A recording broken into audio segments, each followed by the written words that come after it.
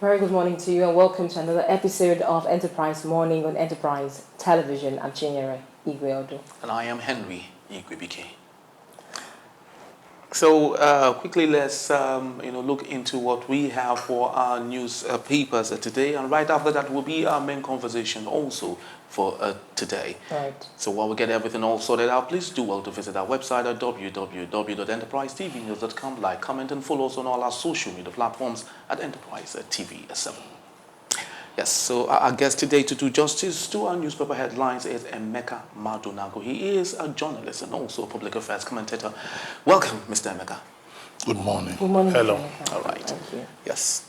So what do we have for this morning for All our right. newspaper? Henry, our first conversation is what is rife on social media, and that talking about the death of Pope Junior. I mean, this is one too many. A few weeks ago, we lost Amechi Munago, the veteran actor. Exactly.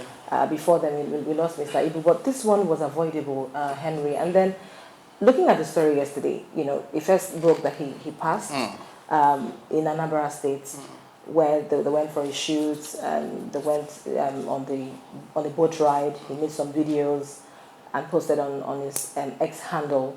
And then a few hours later, we saw that he was resuscitated, still on the internet.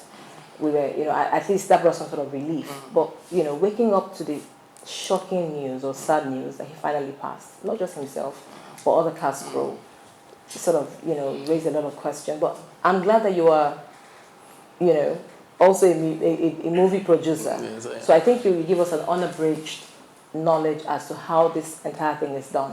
No first aid, no... Yes, but of course, before doing that, I think we'd love to hear from what our guest in the house, has got to say about this, Mr. Emeka.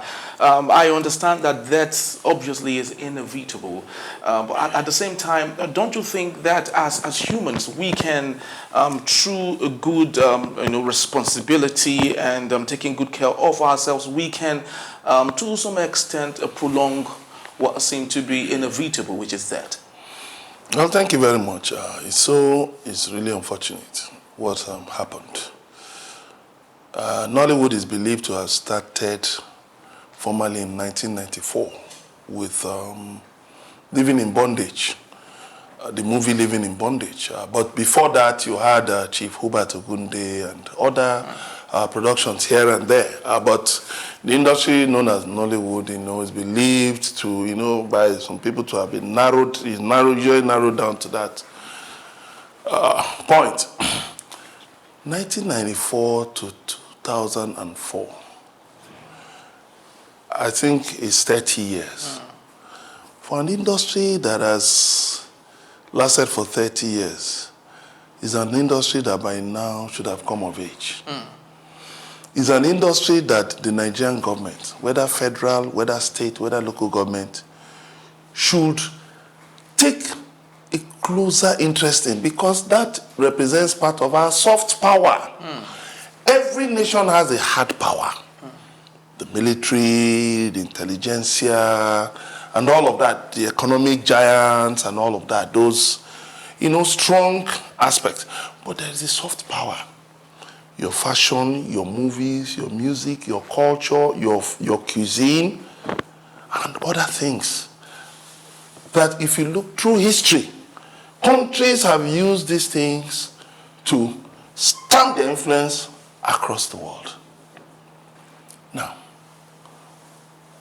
Nollywood has gained global attention. Nollywood has brought in a lot of money for Nigeria. If you remember when Professor Chukwuma Soludo was the economic advisor to President Obasanjo, and he drew up the needs document. Yeah. Nollywood, was captured as a major economic driver. It was a major contributor to our GDP. You go to a country like Italy, when they rebased their GDP, they added two interesting things to it. Okay. Prostitution and gambling. Really? They said yes, that's soft power.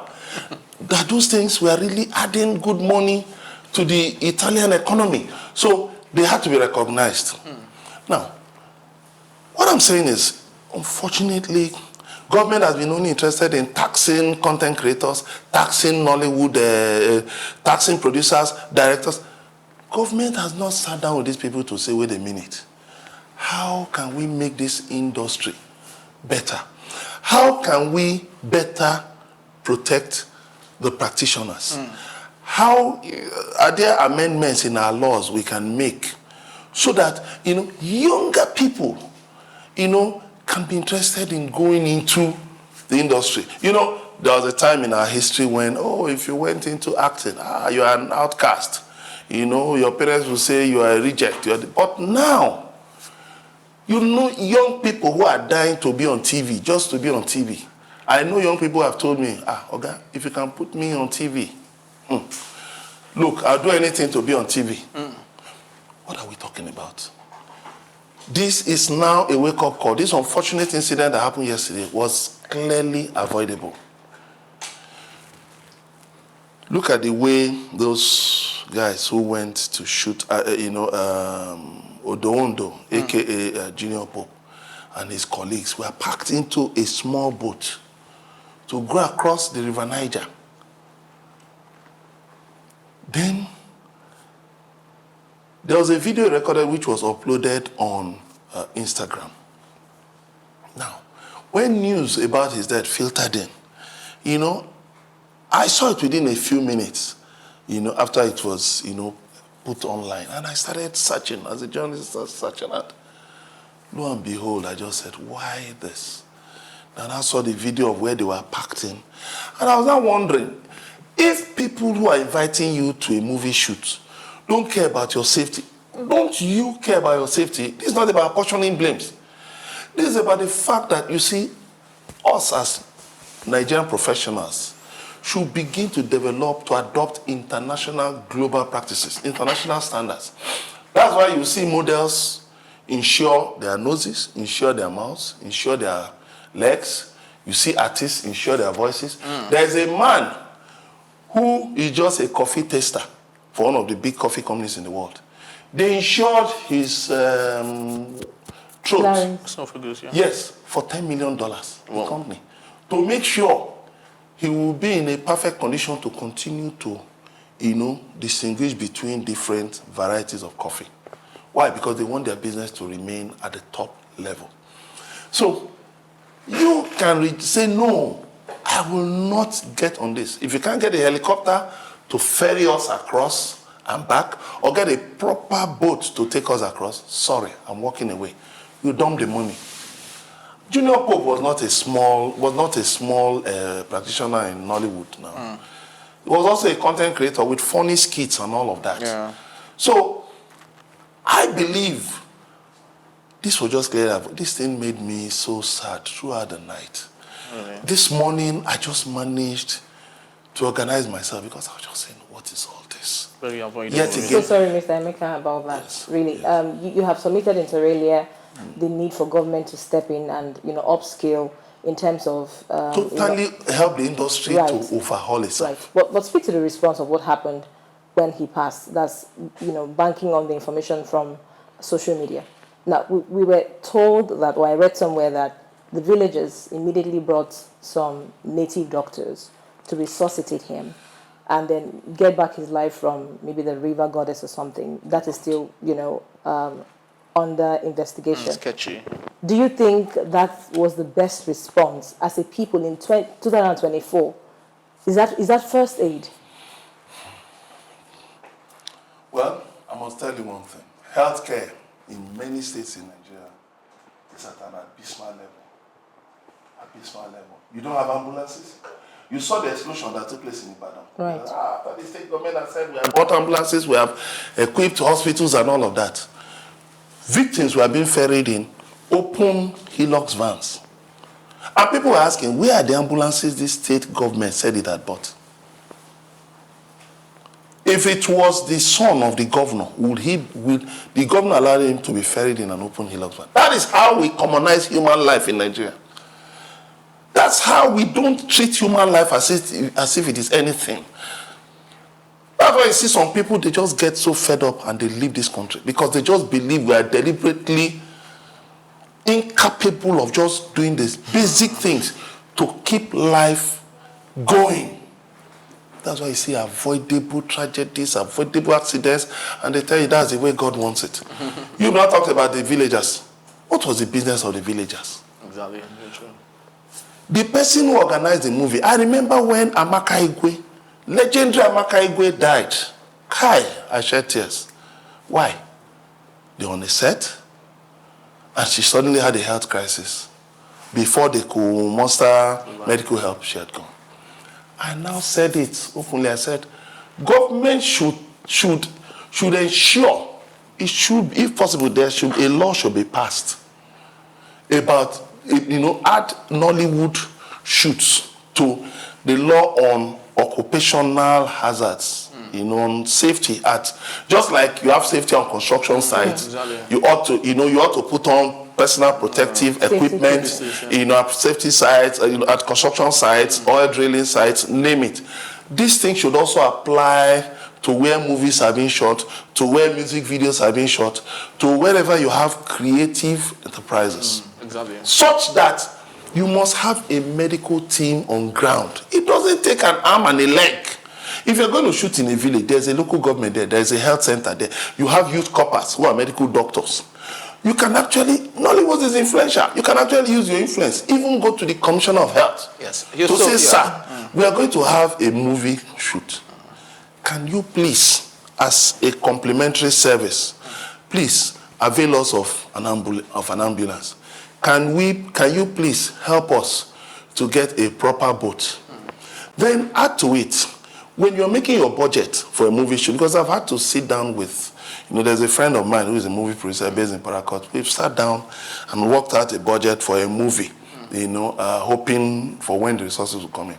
And one of the things this person didn't mention was a standby medical team, which I said, I put it down. Said anytime there will be a standby medical team. It doesn't cost an arm and a leg. Very true. So, Mr. Emeka, I'd love to hold your thought on that, and of course, it's sad to hear, and we of course mourn the death of Junior Pope. But let's move on to other issues that made the newspaper headlines today, and we'd love to start with the Punch newspaper. And the banner headline here says, Eid al-Fitr, defend Nigeria, support leaders, Tinubu Buhari urge as citizens. And just below the masthead, we have Ondo Amotekun nabs 14 suspected kidnappers, 31 others. And on the top strip of the same newspaper, we have electricity tariff. Federal government plans 1.5 trillion naira saving about 25 million meter installations. Also on the top strip, we have fresh borrowings may push Nigeria's debts to 111 trillion naira. Okay, and on the bottom strip of the same newspaper, I guess this would make our last news on the Punch newspaper. NAFDAC orders recall of a toxic cough syrup. And Emeka, let's take a look at this issue, especially as it pertains drug abuse in Nigeria, and of course on the issue also of fake drugs, in Nigeria also. NAFDAC is ordering a recall for toxic cough syrup. The question is, at what point do you think NAFDAC should come into doing this? We understand the climate that we live in. I am very sure that before NAFDAC got the clue to do this, so many tons of this cough syrup must have gone into the yes. So how do you think, and when do you think NAFDAC should always come to assess this before it goes into the marketplace? I think the best thing is for NAFDAC to adopt a community-based approach. Let all Nigerians be co-opted into the vanguard of fighting fake drugs. If you see something, say something. I've said it that the whistleblower policy should be brought into the fight against criminality. Incentivize it. That if you give us information that can enable us to deal with this or this and that and the other, you will get a reward. Nigerians will be activated by it. When you are talking about fake drugs, it's usually people who give information. They are producing, fake drugs there. They are packaging harmful substances. It's usually Nigerians, but what is their reward? Sometimes rogue security officers will expose their identities to the very criminals. Is that how to reward people? So that is where I believe it should start from the community, first of all. Give us useful information anonymously. That is one. Secondly, NAFDAC has done a lot under the current DG. I must commend NAFDAC, in terms of using technology to fight to fight fake drugs. I think they should upscale it, because you see, right now the economic situation in the country has affected the price of drugs. The exit of GSK, and to some extent Promasidor have led to, a steep hike in the prices of drugs. So, excuse me, and you have many Nigerians who can't afford, basic drugs, not to talk of the ones that are needed for critical health care. So, government should, I know President Tinubu at the time, there was one of his aides who said he was going to release an executive order on, that was going to address the issue of high cost of drugs. But I hope the president and the National Assembly can work out a kind of a relief for drug producers. I know just 2 weeks ago or so, government licensed another set of drug producers, producers of drugs. So I hope that government can help them, to come on stream and quickly get drugs into the market, bring down the price of drugs, so that it will be easier to deal with these people bringing in toxic drugs or adulterated drugs, and then save the health of all Nigerians. Exactly. All right, so what other daily do we have? So on the big story remains, remain patriotic, love, defend Nigeria's integrity. And the rider says renewed hope agenda being diligently implemented. I think this is from the federal government. Exactly. So on the top strip of the same newspaper, we have Kaduna's huge vet. PDP calls for probe of ex-governor El Rufai. We also have above the masthead, Okwama killings, military board of inquiry commences sitting in Warri. So I just wanted to speak to our guest this morning on the Okwama killing. Military board of inquiry commences sitting in Warri. Mr. Emeka, I'd love for you to speak to this particular report, because we've had conversations here and we've established that it's not within the remit of the military to even go to Okwama in the first place. It's within the ambit of the police. Why is the military not handing this issue over to the police? Why are they still continuing? Do you see this as outright recalcitrance on the part of the military? Well, I think the military is trying to do some house cleaning, because there have been allegations, against the military, even against the officers and soldiers that went on that ill-fated mission. Right. I think what the military is trying to do is, to just mitigate damage control, because if you take it to the open court, certain things might be revealed that. But I think it's also just postponing the evil day. You see, if you have to administer a bitter drug to a patient to get well, there is no other way around it than administering that bitter drug so that the patient can get well. I think the military should just stop this board of inquiry before a court stops it. Because I believe people will go to court to stop the board of inquiry. The military should start the board of inquiry and then allow an open and unfettered investigation by the police, and independent CSOs, civil society organizations. Let them go into Okwama, let them speak with the military, speak with eyewitnesses, speak with the people, speak with the natives, and then put all these things together. Then, if there are suspects, take them to court. You cannot, the traditional ruler who surrendered himself voluntarily, you kept him in illegal detention. That is wrong. Right. We've been speaking to Emeka Madunago. He is a veteran journalist, a broadcaster, cross-board. Thank you so much, Mr. Emeka, for doing this. Thank you very much. All right, when we return, Nnamdi Ekano's lawyer threatened to pull out of his trial. They are blaming the DSS for not granting them full access to their client. That in the bid when we come back, please don't go anywhere.